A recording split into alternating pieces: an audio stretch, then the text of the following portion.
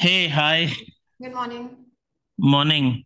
So let me just take you through her slide as well. I mean, I did share the details, but still.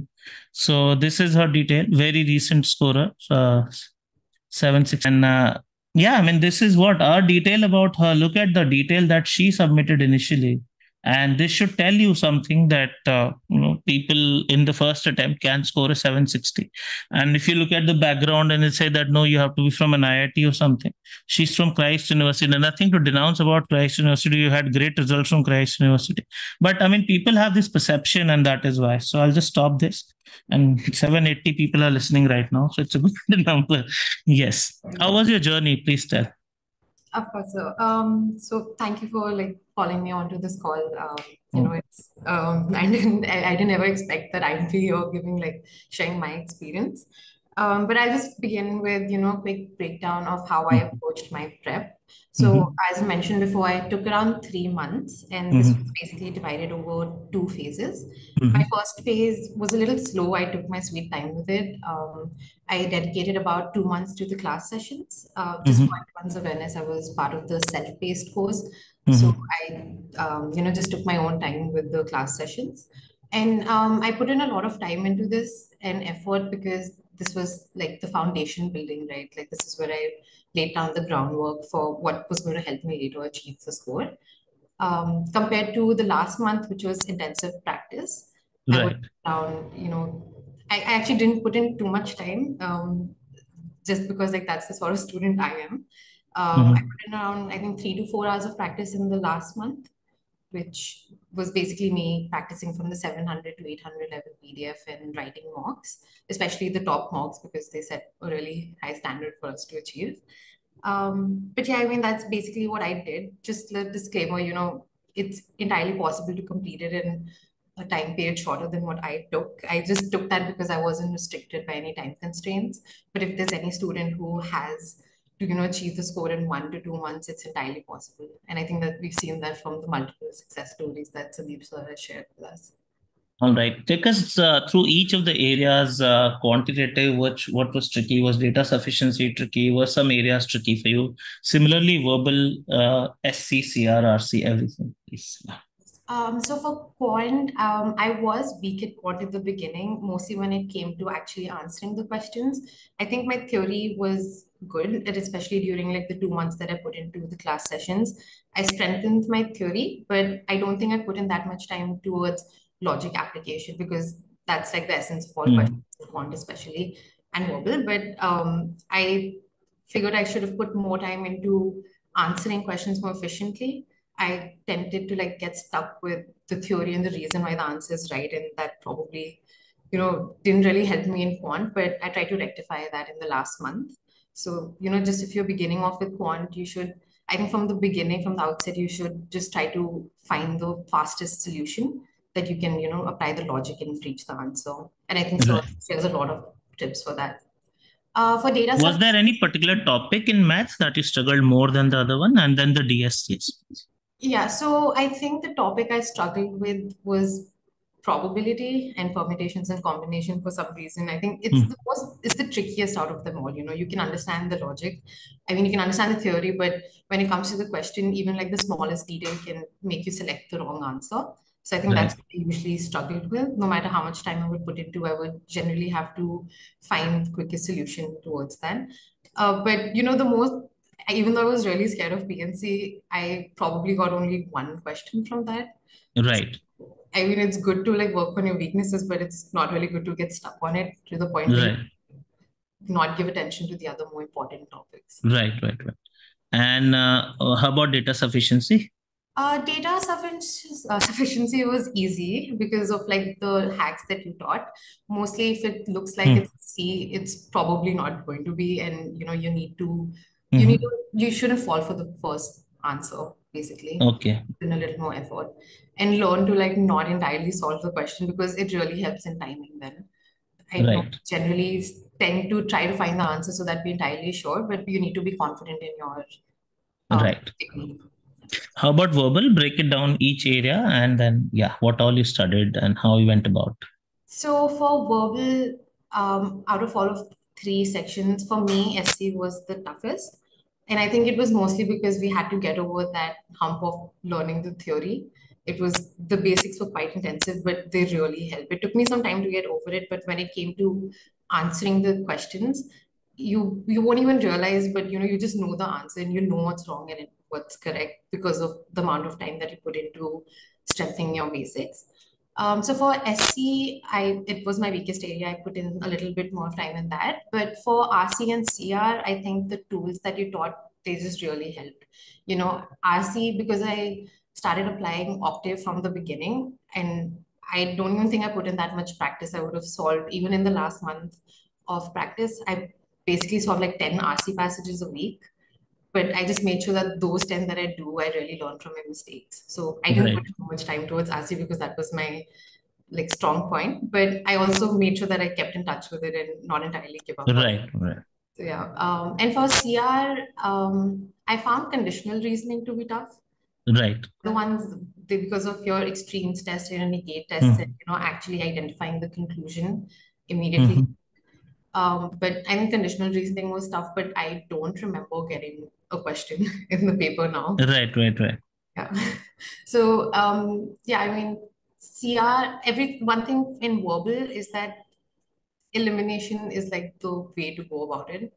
I think Right. because I started, listening to your logic behind eliminating solution, like eliminating the options, it really helped me because the moment I would look at it, I would eliminate at least three out of the five, and I would Mhm. basically just spend the rest of the time trying to see which one of the remaining two is like the Right. answer. Take us through the content you studied overall in each of the areas. Like the after the basics, did you go through all of 700 to 800 in the portal, or did you skip some? So for quant, I went through all of the 700 to 800 level questions. Majority, I think Mhm. that said Mhm. covered about 80% of the PDF. I Right. put in more times into quant because I found that to be weaker Mhm. than verbal. And I put in more effort towards solving the sectional mocks as well for quant. What Right. I would usually do in the last month, after getting comfortable with the topics, was that I do maybe quant on one day and the next day I do one section of verbal and the next day I dedicate to quant again. And generally, I would start off by just solving that 1 hour sectional mock from Right. quant. And I think the key is to just learn from your mistakes as well. My accuracy in that was not great. So I would Mhm. have at least 8 to 10 questions that I need to rectify. And then, based on the results of my mock, I would kind of choose which topic to work on during that day. So it just kind of had to work on your weaknesses and practice at the same time, practice a mixed bag of questions for Mhm. quant. For verbal, I didn't use any other, content besides what you have. Like the Mhm. content that you share is pretty comprehensive and you don't even need to search for any other. I didn't even I joined GMAT club, but I never really used it. So Mhm. I'd say for verbal, the class sessions really help because it, provides a very structured approach to how we should tackle Mhm. it. And it gives us sufficient practice in each type of question. And I did solve 700 to 800 level questions in each of them. But in CR, I would see that I came across a lot of questions that I'd done in class sessions. So Right. I would face this problem where I've seen the question before, so I'm not really learning anything new. I would know the answer, but I wouldn't let myself get tricked by that accuracy. Um, Right. so I think a great, PDF was the last minute mega practice. I didn't Mhm. really use it last minute because it's got so many questions also. So I ended up Yeah. using it throughout Yeah. the last 3 weeks. Right. Right. Right. And what was the exam experience like psychologically also, and actual, unusual, usual, same type what you've done? Just tell us. Right. So I started off with verbal because Mhm. I just believe that I need to put in more effort towards getting the right answer in verbal, and quant is something Mhm. that's pretty black and white. You don't really need to, if you know it, you know it. You can't try to figure out the Mhm. answer or during the paper. So I went ahead with verbal first. And since it was my first attempt, I didn't really realize how tough the timing would be. I did practice timing quite a lot. I would have an average of like 2 minutes or 1.5 minute per a verbal question. But for some reason during the paper, I was also sick when I wrote the paper and I'd been sick for the last 4 or 5 days. So I just wanted to get it over with. I wasn't really expecting a good score. But when I wrote the paper, I finished, I think, 12 questions and I realized it took half an hour to do that. And that's when like something just clicked in me and I realized I can't, go through my normal approach where I basically eliminate and then try to test the logic in the remaining two answers. So I kind of just I went into an autopilot mode and I started solving questions intuitively. But that intuition was basically what stemmed from my foundation building and my practice, not something that Right. carried over from before I joined top. And that really helped. I didn't have time to second guess any question. I didn't have time to like even think about whether I'm right or wrong. I had like your 10-second approaches in SC, and in Mm. CR it was eliminating. In RC, I made sure that I kind of understood the passage. I didn't give myself even like the, comfort level to even go through the passage a second time. Only when I reached questions where I had to point and verify did I read that paragraph again. So I basically solved around, I think, 25 questions in half an hour. So that and it Oh, really helped in verbal. Yeah, anything unusual you remember, or because of the autopilot you don't even remember now? So, no, I mean, because I was able to attempt those questions because I've seen questions like that before in our practice, and I don't recall seeing anything out of the blue in verbal. okay. Even Right. the RC passages, I it just felt like I've read those before. Oh, that's They're great. very similar in structure And to, you I got think. 44, which goes on to show you wouldn't have had any major mistakes there. I mean, probably two mistakes overall. So, how about the quant experience now? Please let us know.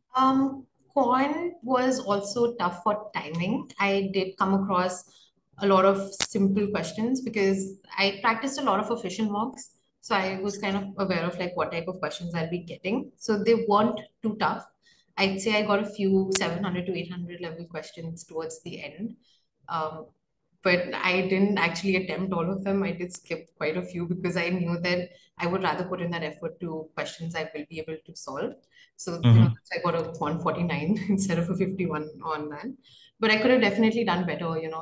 That's the weakness I had in quant was that if I see a question, I don't know the instant hacks to apply to it. And Mm-hmm. if I had practiced that from the beginning, I would have been able to do better on quant.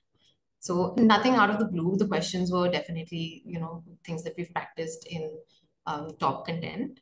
Um, Mm. I think it was actually easy. I just wasn't in the right mind space, like headspace to answer all of them. I was already running out of time and I was really sick and I just wasn't expecting a good score. I was expecting myself to like write it again.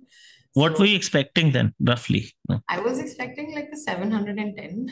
Okay, Yeah. that's just phenomenal in that case. Your expected score, if you beat, and that to by 50 points, that's really awesome. Really awesome. Any tips for people who are preparing right now? This is what they should do and shouldn't do. What would you say? So just to give like a bit of disclaimer about the type of student that I'm the sort of person who relies more on the method of deep work rather than quantity. But that's just because I'm that sort of student. I didn't solve too many questions in SC, I think entirely I solved 250 questions, and that was my weakest area. The 100 Mm-hmm. questions that you had taught, the 100 most Mm-hmm. important, and then 150 during the month of practice. And it still helped. But that's because if I get anything wrong, I would really put in the time to understand how to fix that. But of course, if you're the sort of student who thinks that, you would benefit more from solving more questions, you should definitely do that. Any other tips? I do have like a quick PDF I created because a bunch of people reached out to me and I wanted to just share that while it's fresh. So I'd be happy to share that link across as well to anybody who wants to reach out. Yeah, you share with me, and I can pass on then. In that case, that'll be easier then. Yeah, Yeah. that has like more specific tips that it'll just become really long. Okay. Anything that you feel people should not do? So that is another thing. If you feel there's Mhm. anything. I think maybe not stretch the amount of time that you're preparing for the exam just because you have the time. Like it's better to just, set those expectations and standards for yourself and not think that, oh, I have time, I can just write this again. Just try to give it your best in the 1 or 2 months that you're preparing. You know, um, Awesome. yeah, and I mentioned the weaknesses that I had in quant. If I were to like tell you for you to like get a quant 51, just make sure that you understand like the reason behind why you're solving the question because GMAT is not trying to test how well you understand the theory, right? It just wants you to be able to apply the logic and reach the solution. And generally, the toughest looking questions have the simplest answers. And the easiest Yeah. have like some sort of hack that you like a trap that you might fall for. Right, right. And what's the plan now? You'll want to apply in round two this year or next year, round one? Like, Yeah, so I'm still deciding. I have some time before like the round two hmm, applications, the deadline. So I'm hmm. planning on working right now. So Right, right, right. That's great. That's great to know. Do finish the Know the World series now, as you discussed with me, and that really, really put you completely a class apart. Frankly, it's really, really helped many, many people. So just take care and keep in touch, and let me know your progress and updates if there are any. Right. Thank you. Thanks for joining. And you were not you at the last minute you decided not to travel or something. Is that how? Or I anything? just postponed it to tomorrow. Okay, okay, fine, fine, fine.